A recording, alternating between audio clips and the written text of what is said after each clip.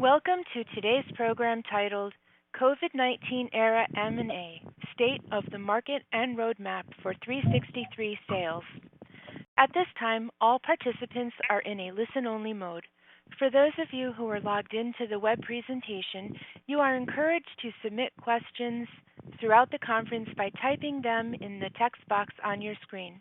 Presenters will follow up directly with you with answers to the questions posed. For those interested in obtaining CLE credit for this webinar, an attendance verification code will be read during the presentation that will be required on the CLE attendance affirmation form. Please write this code down. It will not be reread and it is required for CLE credit. Copies of the webinar recording and materials will be distributed to attendees in the days following the webinar. A copy of the slides are also available below the webinar console window. At this time, I would like to turn it over to Andrew Lucano. Andrew, you may begin. Thank you very much, and hello, and welcome to our program today. We have a great group of speakers lined up from Seyfarth and Mazars, and a lot of material to get through. So let's jump right into it and take a look at the current state of M&A. So no surprise here, M&A activity has been badly impacted in the first half of the year. As you can see, comparing first half 2020 data against the same period of 2019, deal volume dropped by over 30%, and deal value was hit even harder, dropping by more than 50%. And if you look at North America deal value alone, there was a 73% decline. So that's a pretty steep decline. Taking a quick look at U.S. private equity activity, while deal value was only down 20% for the first half, if you look at the second quarter, and that's when the pandemic was really starting to hit its stride in the U.S., the drop was more dramatic, with a 33% decline in activity. So the answers for this decline are pretty simple. I mean, uncertainty is the number one reason for these declines. Economic uncertainty is not the friend of M&A, and the kind of uncertainty and lack of stability on a global stage caused by COVID-19 was more than enough to cause deal makers to take more of a wait-and-see attitude before diving into their next deal. It's also harder to value businesses right now. I mean, we're in a period where past results are certainly no guarantee of future performance. And we'll talk a little later in the program about how deal makers are attempting to bridge this valuation issue.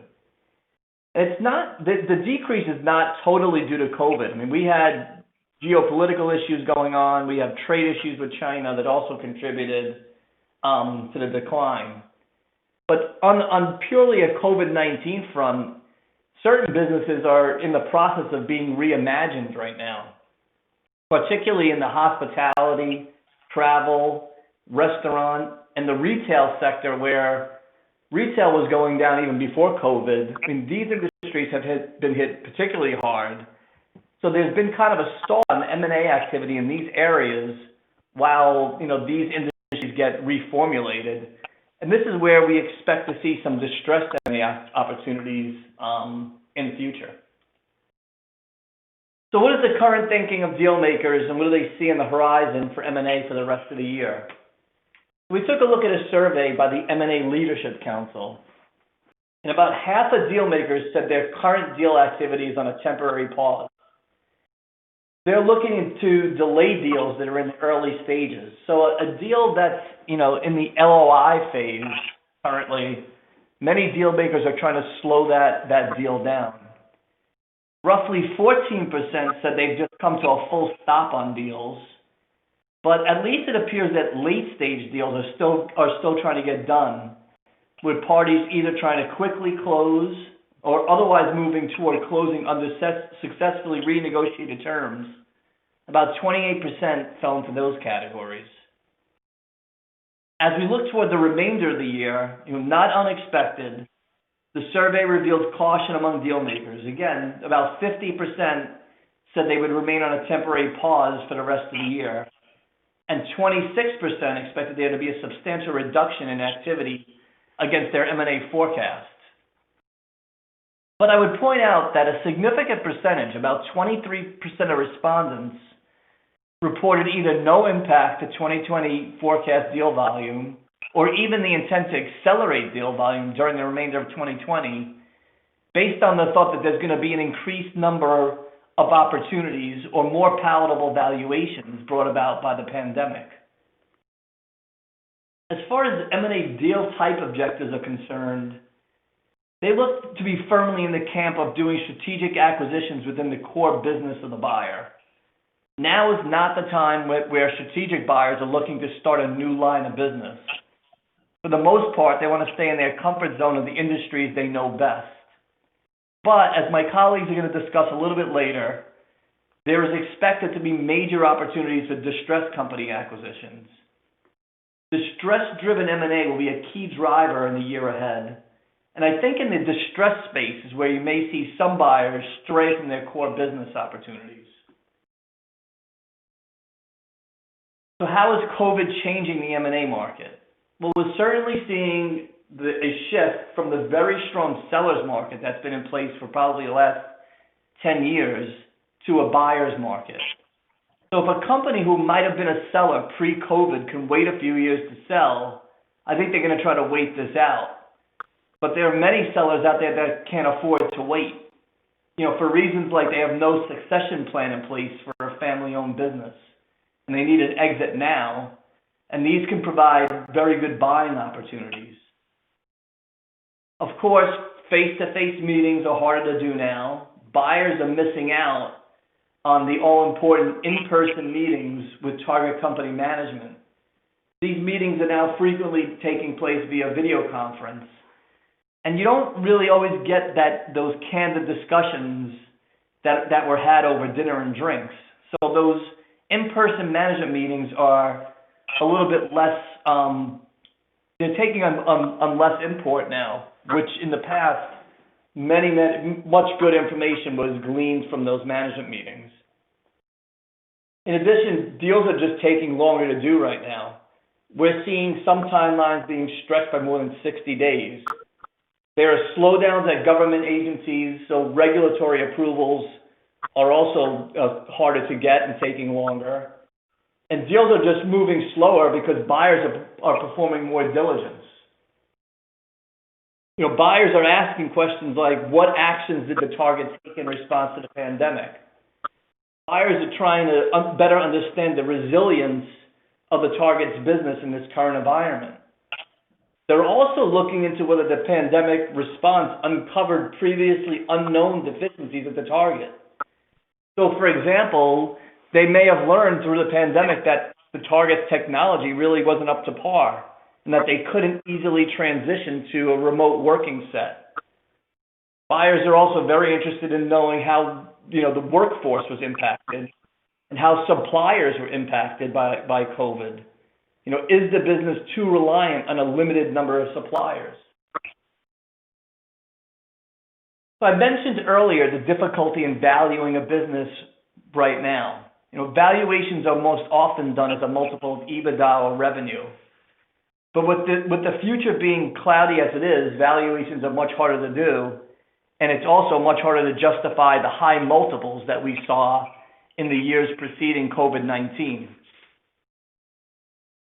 So it appears that valuations are finally going to start to come down after a long seller run of higher valuations. And with all the uncertainty in the air, buyers are refusing to pay the entire purchase price at closing. They want to see how things are going to play out, how the business is going to perform down the road before paying full value. So we're expecting to see more earnouts in deals. And an earnout is simply a deferred payment of purchase price based on the achievement of certain milestones. I'm sure the litigators out there are licking their chops because earnouts are often the subject of many disputes. As you can see in this slide, pre-COVID, about 20% of deals included an earnout. Also pre-COVID, the median length of the earnout was about 24 months. Again, we're expecting to see an increased use of earnouts in deals to shift more of the risk of the uncertain environment to the seller.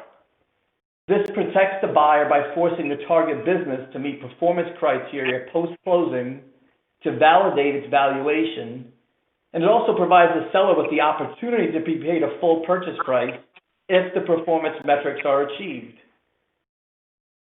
We're also expecting to see earn-out periods stretch out for longer time frames so parties can get a truer picture of business performance over time as things, we hope, normalize, and it also gives the seller a longer period to achieve the earn-out.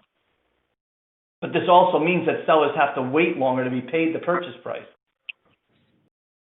So in closing on the current state of the M&A, I mean, despite economic, social, and political uncertainty that we're facing today, I believe that there will undoubtedly be opportunities for acquisitions that only a few short months ago were out of reach from a value perspective.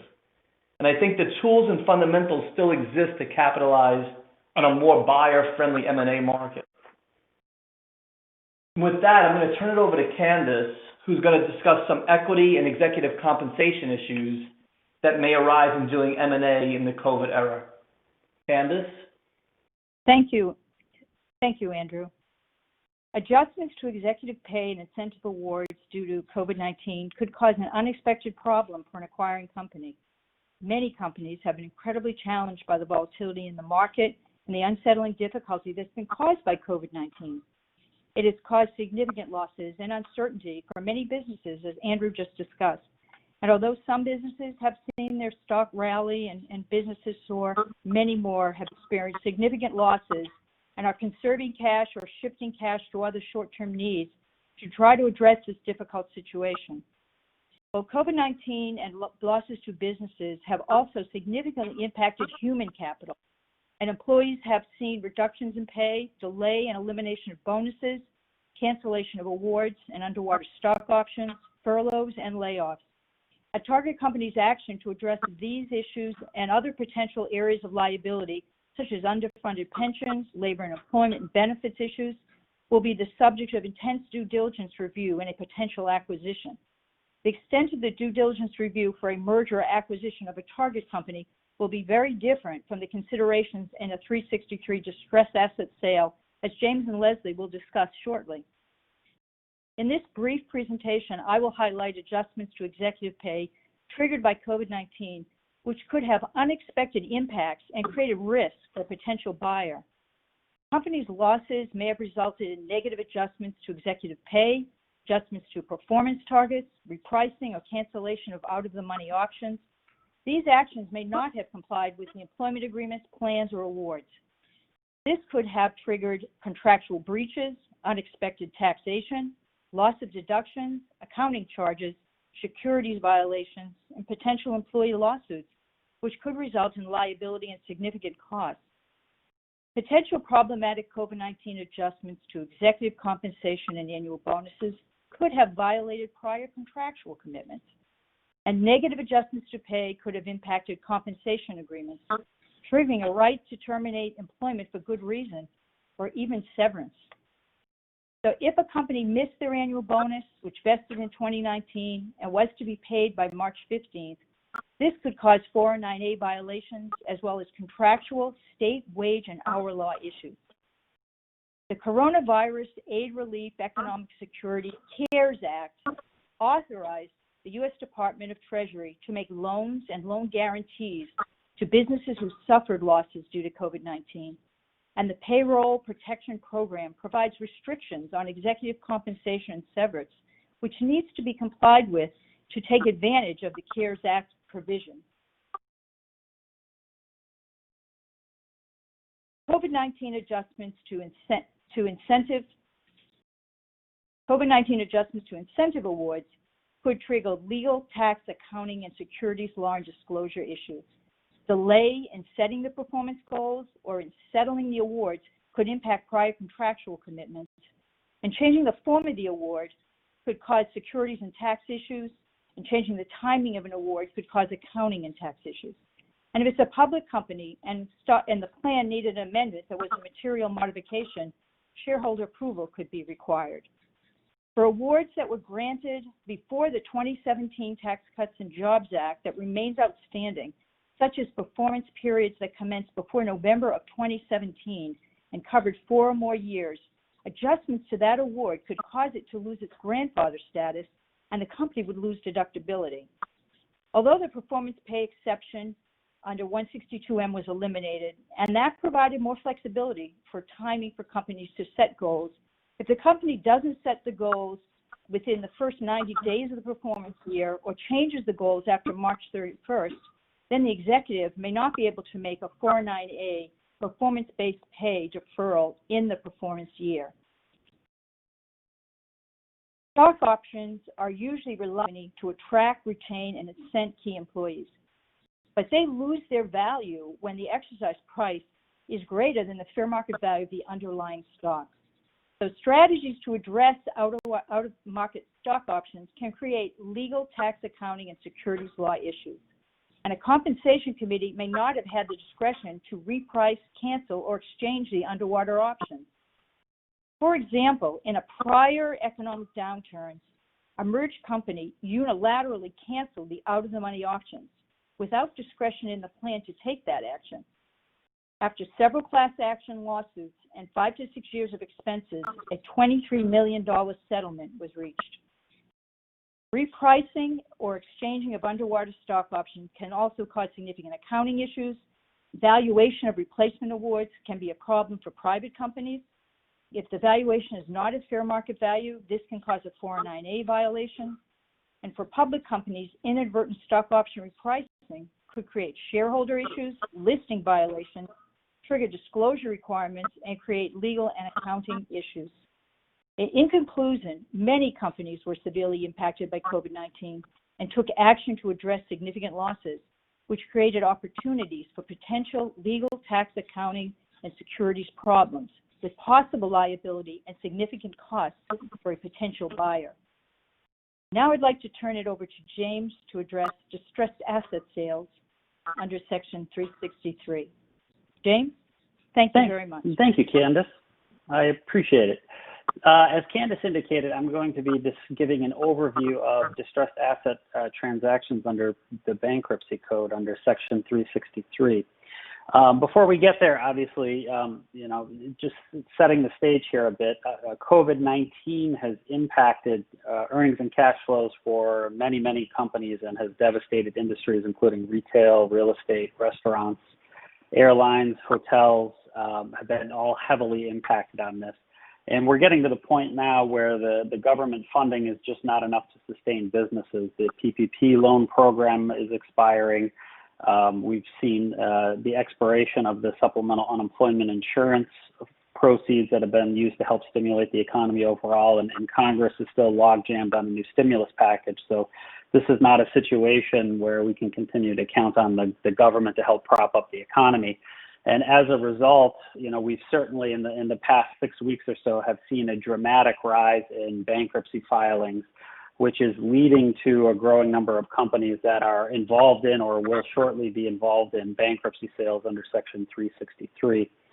And certainly for strategic purchasers and other private equity firms in a strong cash position, this is going to create opportunities for strategic purchases now.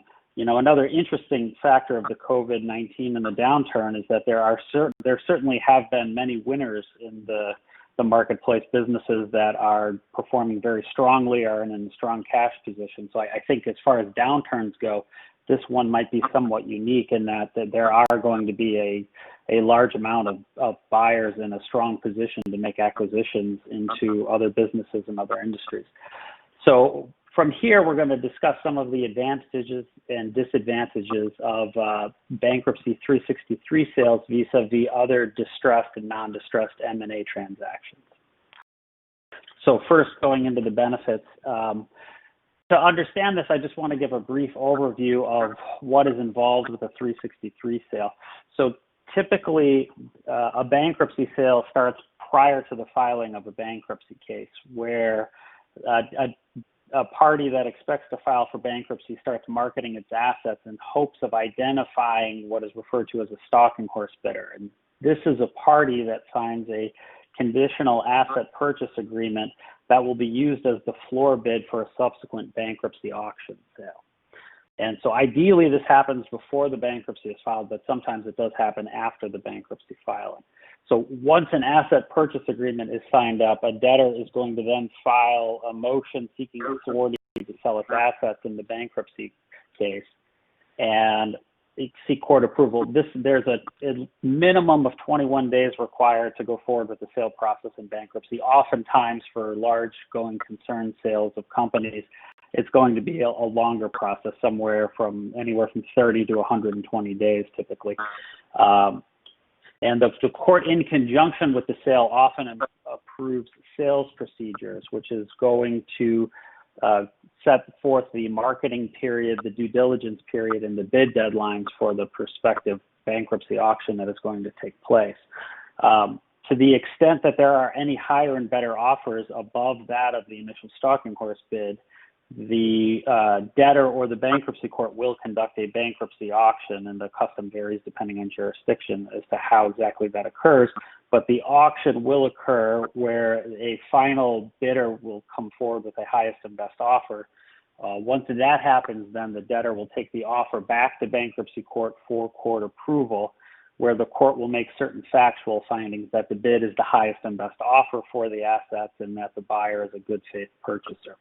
Once the sale order is approved and entered, typically there's a 14-day stay of the effectiveness of a sale order, but oftentimes that is waived completely in large sale cases. Importantly, appeals of orders approving sales in bankruptcy are statutorily moot as to purchasers, so they do not face risk of subsequent appeals in a case potentially bogging down a transaction. As far as the closing time period, this varies depending on the facts and circumstances. The closing will always happen after the sale order becomes effective, and that's anywhere from the date of entry, if the 14-day stay is waived, up to the 14-day period. In other instances, buyers may want to wait for expiration of the 14-day appellate period as well. And in some instances, there are just many conditions that have to be taken, and closing may not occur for up to 30 days. So next, I want to discuss some of the pros and cons of being a stalking horse bidder before I turn it over to the next presenter. So as we indicated, the stalking horse bidder is going to set the initial bid for assets at a subsequent auction. And there are certain benefits and incentives for why a party would want to do this. The first and foremost, the stalking horse bidder is able to set the terms in the initial asset purchase agreement that's used to be for comparison purposes to subsequent offers. The stalking horse bidder also has a role in negotiating the bid procedures, timings, and deadlines that are set forth in the bankruptcy case. Perhaps most importantly, a stalking horse bidder is usually able to negotiate a breakup fee of 2 to 3% of the transaction value, and the breakup fee can be used to cover due diligence and professional expenses in the event that the stalking horse bidder is not ultimately the successful purchaser. In addition, the stalking horse bidder tends to have more time to conduct due diligence than other buyers because it is actually helping create and set up the data room, which is part of the costs associated with the breakup fee we just discussed. As far as the potential drawbacks to being a stalking horse bidder, it can require a significant amount of time as compared to other purchasers when you're the stalking horse bidder, and you do have the risk of potentially being outbid later at auction. In addition, because the stalking horse bidder is the initial party coming forward and may be putting forth the price, without much of a market test, there is a risk of potentially overvaluing the asset. So next, we'll be moving along to some of the advantages and disadvantages of bankruptcy transactions, and I'm going to turn it over to Leslie for that presentation. Great, thanks so much, James. So there are quite a few protections that are available to purchasers in the Section 363 context that are generally not available outside of bankruptcy. One of the key features of the Section 363 sale is that, with few exceptions, the purchaser can acquire the assets of the target business free and clear of liens, claims, and encumbrances. And creditors can be enjoined in the bankruptcy court order approving the sale from asserting successor liability claims against the purchaser. And to the extent a creditor comes after a purchaser following approval of a bankruptcy sale, the purchaser can seek protection from the bankruptcy court. In the current COVID-19 market, the ability to acquire assets free and clear is really valuable to many purchasers for a variety of reasons, including given that buyers are faced with an entirely new set of diligence risks and unknowns in light of the impacts that the pandemic has had on so many different aspects of businesses, financial, legal, regulatory, etc. With quarantine orders, travel restrictions, and social distancing protocols, COVID is also making due diligence exercises more difficult or limited for potential buyers. So this ability to take free and clear of liens is really attractive.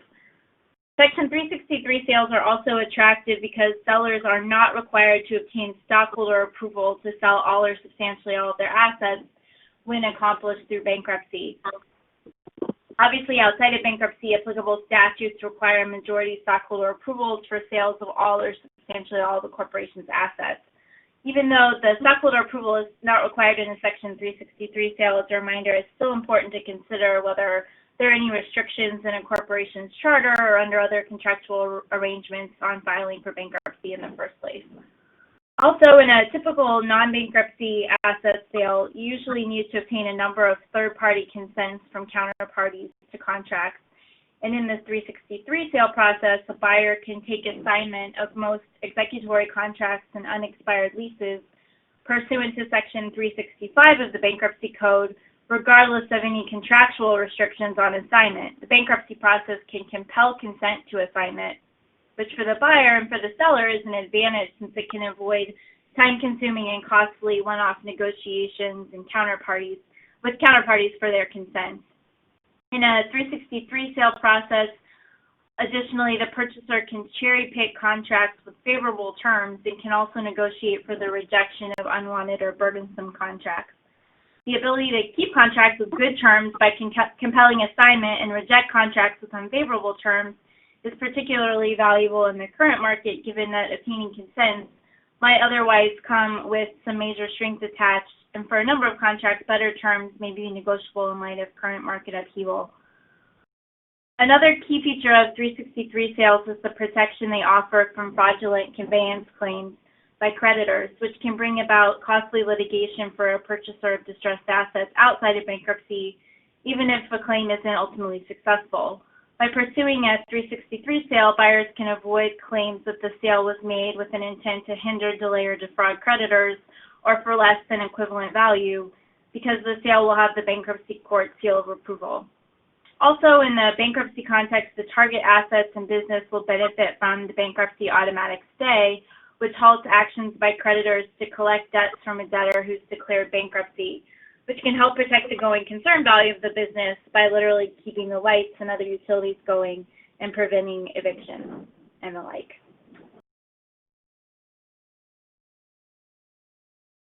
Of course, there are also disadvantages of a 363 sale to be taken into account, and some differences to a non-bankruptcy driven private M&A setting that are worth highlighting.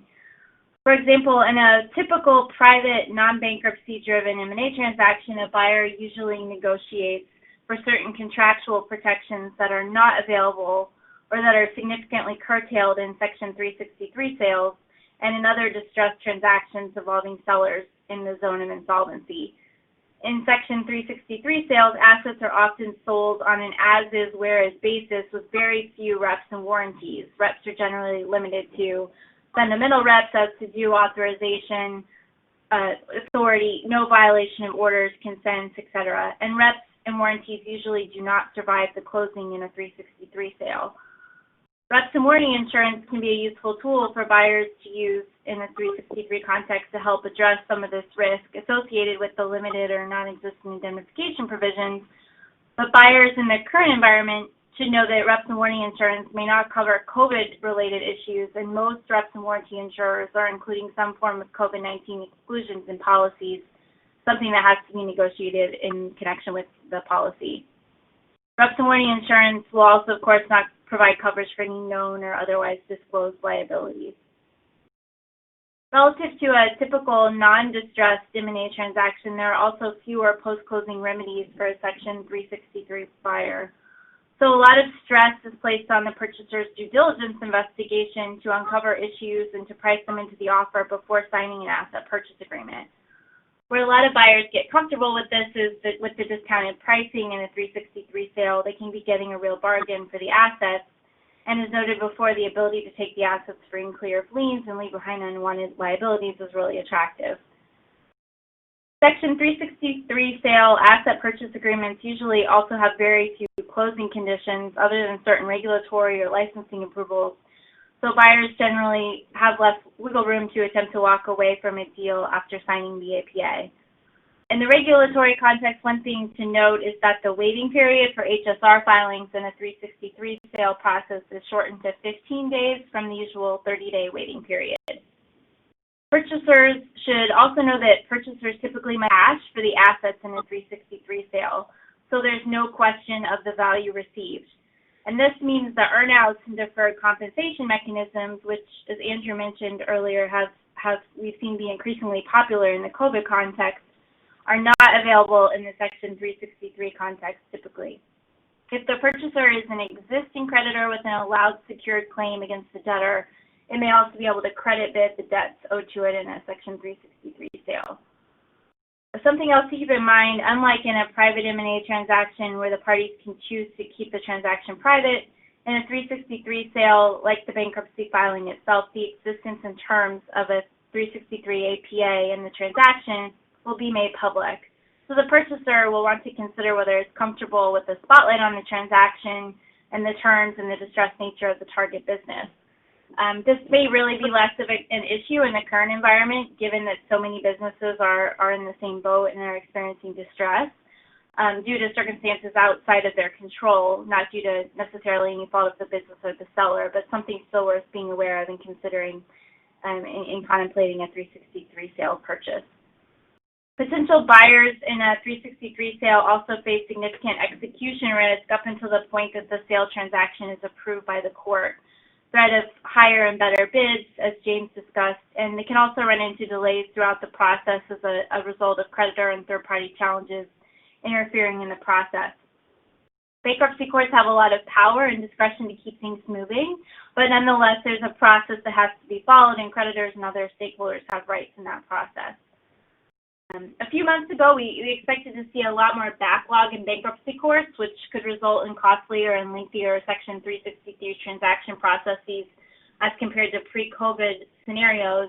This is always still a possibility, and we're monitoring this given the potential impact that delays could have on value of the target assets. But in our experience thus far, backlogs haven't really been an issue. Bankruptcy courts have generally remained open during the COVID-19 crisis. The transaction parties are, of course, having to adapt to telephonic and video conference hearings, replacing in-person hearings for health and safety reasons.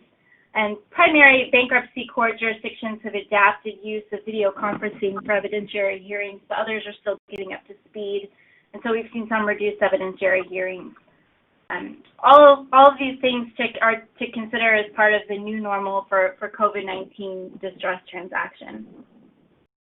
So with that, I will turn it over to Matt Mittman from Mazars to discuss some tax implications of Section 363 sales.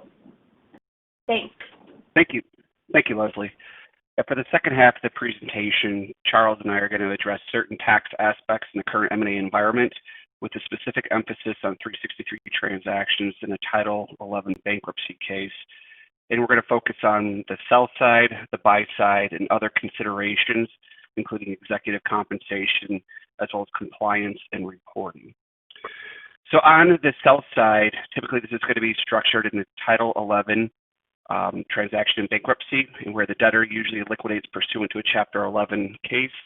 In that case, it sells all of its assets and liquidates, or it's going to reorganize. In those scenarios, typically you're going to have less than substantially all of its assets sold. That can be, conducted in either a prepackaged plan or stalking horse bidding process, as discussed by James previously. Typically, in a 363 transaction, it's going to be structured as an asset transaction. Here, you're going to have a traditional asset sale with an assumption of certain liabilities that are not going to be discharged, and that's going to be taxable under Section 1001 of the Internal Revenue Code. In rare instances, You could have a G reorganization where the debt is restructured and the debtor transfers substantially all of their assets of the corporation with a Title 11 case to an acquiring corporation in exchange for the stock. In that type of transaction with the G reorganization, you do have the tax-free reorganization rules, and the attributes of the debtor, including NOLs and asset basis, do carry over to the buyer. However, you are going to have your traditional limitations on use of those NOLs post-acquisition or post-merger, as well as potential built-in loss limitations. In addition to having the 363 sale implications on the sell side, you're going to have what's referred to as cancellation of debt income. Typically, in a Title 11 case, you're going to have a full exclusion of any debt that is fully discharged. That discharge must be either granted by the court or is pursuant to a plan as approved by the court, and that is an entity-level determination, which we'll talk about a little bit later. Another exception from this cancellation of debt income is if the taxpayer is insolvent. This falls under Section 108A1B of the Code, and in the insolvency, the amount of excluded cancellation of debt income is limited to the amount the company or the individual is insolvent. For C corporations, this is determined at the entity level. For partnerships and certain other pass-through entities, that is actually determined at the partner level.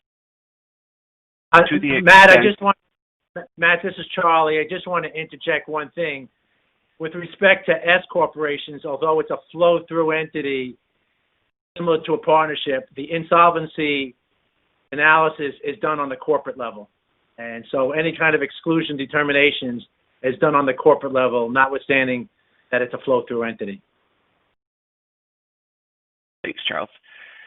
So to the extent you have any exclusions of cancellation of debt income, either under Title 11 or to the extent of insolvency under Section 108, there's a listing of certain attributes that are required to be reduced. You start with the net operating losses, then you follow through with general business credits, minimum tax credits, capital loss carryovers, and then you have AMT credits, which we've mentioned there, basis reduction in assets, passive activity loss and credit carryovers, and foreign tax credit carryovers. And then in addition to that, you have the specific ordering rules, but the timing of that, for the most part, is going to be determined after the close of the year that the credit bid 363 sale closes. Taxpayers can make an election to have any of the attribute reductions apply to depreciable assets first. In certain circumstances, that is beneficial, and certain due diligence needs to be done, as well as analysis. If that's going to be more beneficial post-acquisition to have that done. But in certain circumstances where you're going to have a liquidation of the debtor, it may not make sense to necessarily do that. Another item that is not necessarily understood yet and needs careful consideration is any of the PPP loans that have been issued recently, and how any forgiveness of those are going to be affected if you have a 363 sale transaction.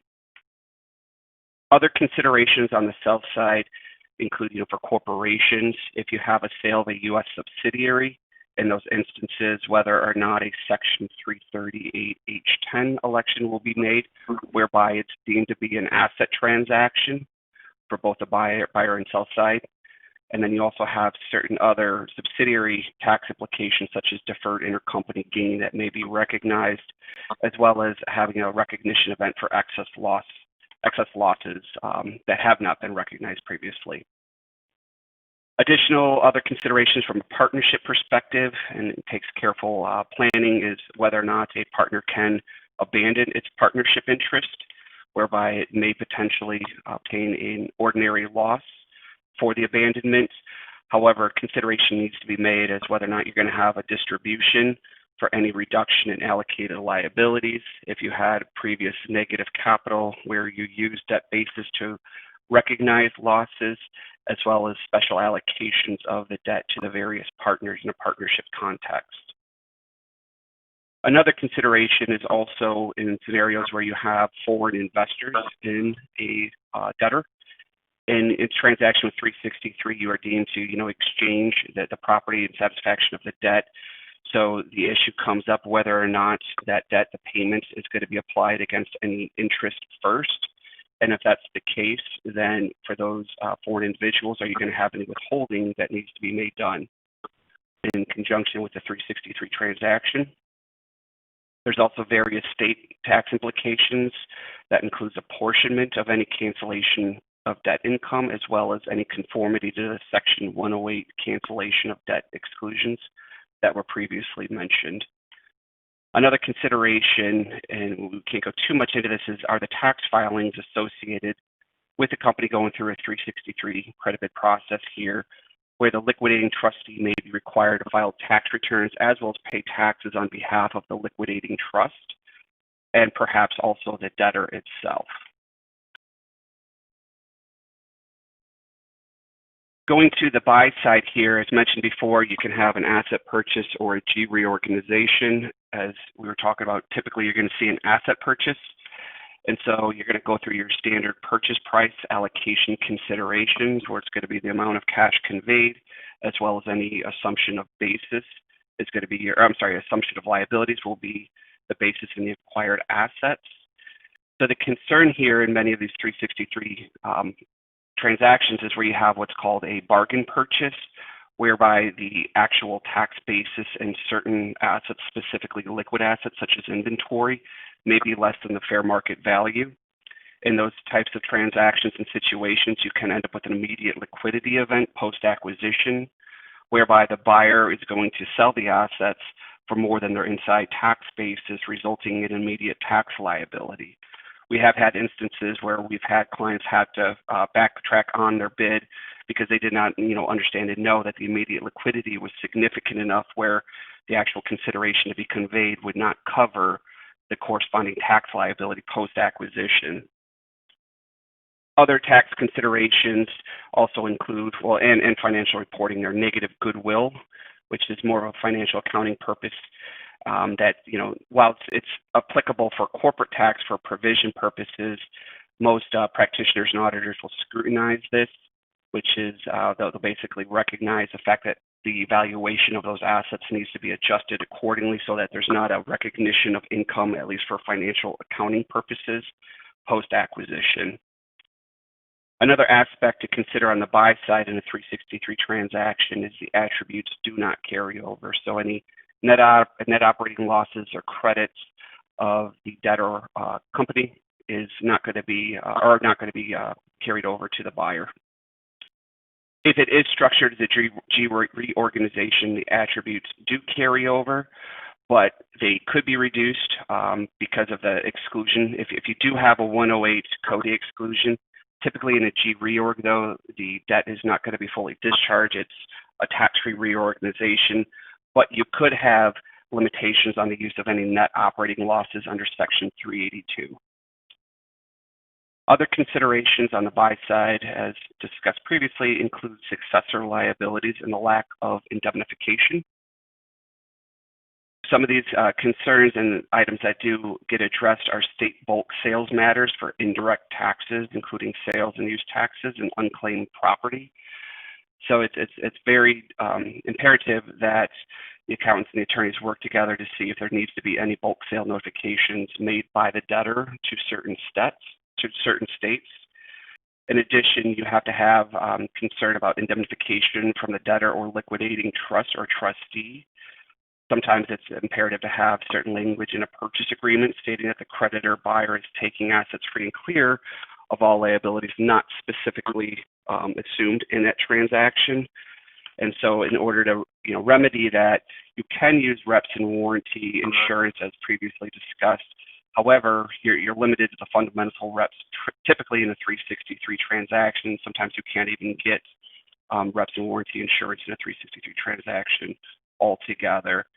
So it basically comes down to the requirement to have detailed tax due diligence performed prior to submitting the bid and throughout the process if you are selected, so that you can identify and estimate what the potential exposure could be and factoring that into your overall bid price, as well as how you're going to remedy any potential issues specifically for indirect taxes post acquisition. Other considerations are from a shareholder and note holder creditor perspective.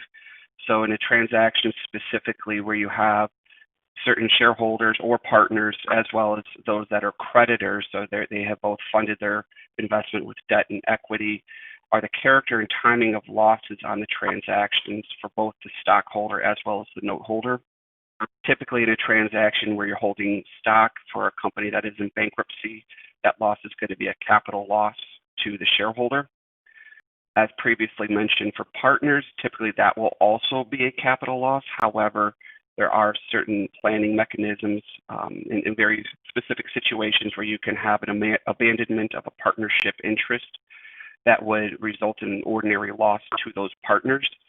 However, careful consideration has to be made as to whether or not that loss will be recaptured as capital to the extent, or not to the extent, but if they have even $1 of losses allocated to them prior to the abandonment, careful consideration can be made as to how that allocation of debt can be made prior to any abandonment transaction, as well as there are very specific abandonment notification rules that the IRS has prescribed for partners making such, affirmative action to abandon their partnership interest. From a note holder and creditor perspective, the gain or loss is recognized for the difference between the fair market value of the property and its basis and that portion of the claim. In those types of transactions, you're going to have a bad debt deduction partially or wholly, which is an ordinary deduction.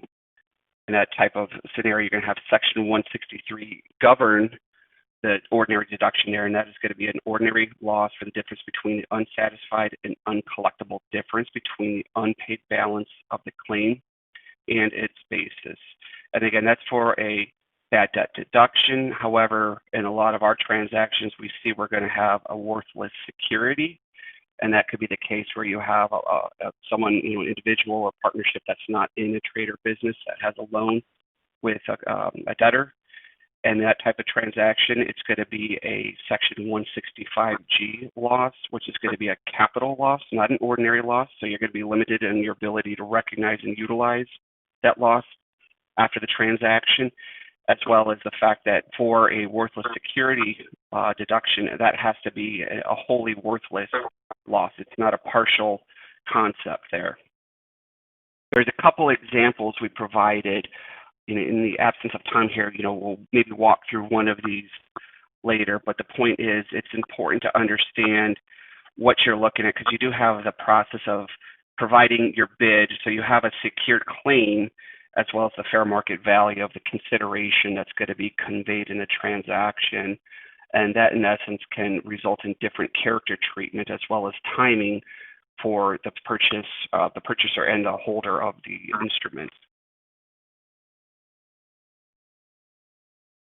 Other considerations, as previously mentioned, is in scenarios where you have withholding on foreign investors, as well as the inclusion of interest income. So in various circumstances, we have creditors that are U.S. partnerships may have foreign partners, and the portfolio interest exception may not apply. So there is, or unless there's no other favorable treaty benefit rates, you may have potential withholding on a 363 transaction for any amounts that are deemed to have been paid to any foreign investors, creditors of the obligor company. And so careful consideration needs to be made as to whether or not you have original issue discount with respect to that note, or if you have qualified stated interest. Both require technical analysis and planning, but you can end up in situations, again, where you can have transactions whereby there's going to be a liquidity event, although there's nominal cash actually being conveyed because you're paying off the creditors in the 363 process, or certain of them, but you may have also additional withholding obligations to the extent there's satisfaction of previous payments, previous obligations where there is accrued and unpaid interest. Other planning considerations include whether or not you can structure an acquisition using a corporation to take advantage of favorable 1202 planning limitations where you can have up to a $10 million exclusion on any potential gain of qualified small business stock. In addition, you got to keep in mind the tax implications of any contingent consideration. Specifically, we're thinking through, deficiency claims, where the creditor has submitted a bid, but also submitted or filed a deficiency claim, and whether or not that's going to cause any potential contingent consideration rules that would pull you out of installment sale and reporting on various transactions. I want to turn it over to Charlie, who's going to discuss some equity incentive opportunities with respect to 363 transactions. Okay, thank you, Matt. One of the items that we come across toward the tail end of when we're doing the restructuring or the 363 sale is how we're going to incentivize management for the people that are going to run the operation prospectively. And one of the more common structures, sometimes it's a segue from a corporation to a partnership, and there's many ways we can do that.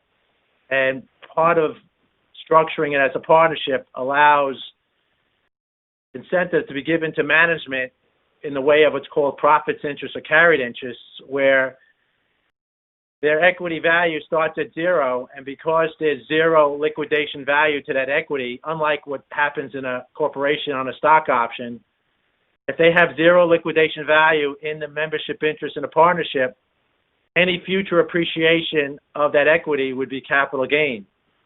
So we have found that that's been quite a popular incentive to grant to management, and you want to understand the new carried interest rules that limit, in some cases, the ability to get capital gain when you have a carried interest, but it's something to focus on relative to when you have the opportunity to restructure this operation and want to figure out some incentives for management. Matt had mentioned 1202 with a C corporation. That became a popular structure given the lower tax rates in C corporations, where you can take advantage of a $10 million exclusion on a future sale of stock. You'll have to structure the transaction around 1202 and make sure the business is eligible. But another structuring thought that has to be given when you're starting to move forward towards operating the business prospectively. One other comment that I want to make relative to restructuring, we are seeing more and more financial institutions requesting that they get equity in the new enterprise. So with a partnership, it could be in the form of a warrant or some kind of capital interest. And that capital interest, you have to agree to the value, and you have to consider that in terms of what the debt discharge will be relative to what you're going to pay off on the debt and what equity you're going to give in return. With respect to compliance matters, even with a 363 sale, it's still considered an asset acquisition, and it will require the Form 8594, which is a form that a buyer and seller file with each respective tax return, that they're agreeing on the purchase price allocation of the sale. So, and sometimes there are certain implications to categorization of gain or loss, capital versus ordinary, depending on the allocation of that purchase price by the buyer and seller. So it's pretty important that you coordinate that. Sometimes people do a pro forma with the agreement. Sometimes it's agreed to within a certain time frame after the closing. But either way, buyer and seller should probably agree on that allocation, since each buyer and seller has to file that form and attach it to their tax returns on the respective returns that they'll file post-asset sale. The last form that Matt made reference to is the reduction of tax attributes. That's part of the consequence to when you have some debt discharge. There's a Form 982 where you have to communicate what kind of debt discharge there will be in connection with the, what kind of tax attributes will be reduced in connection with the debt discharge. I want to point out again, because this is one of the issues that arise with respect to entities. You got to be careful with the COD income depending on the entity. Again, With a partnership, you're actually looking at the individual partner's insolvency when you're determining COD. With an S corporation and C corporation, you're looking at the insolvency exception on the corporate levels. Thank you. Thank you, Charlie. And I just wanted to read the CLE code for today. And the code is SS1040. Again, it's S as in Sam, 1040. That's the CLE code for today's program. So I just wanted to thank everybody for joining today. Feel free to reach out to any of the presenters after the program if we can be of any assistance or if you have additional questions.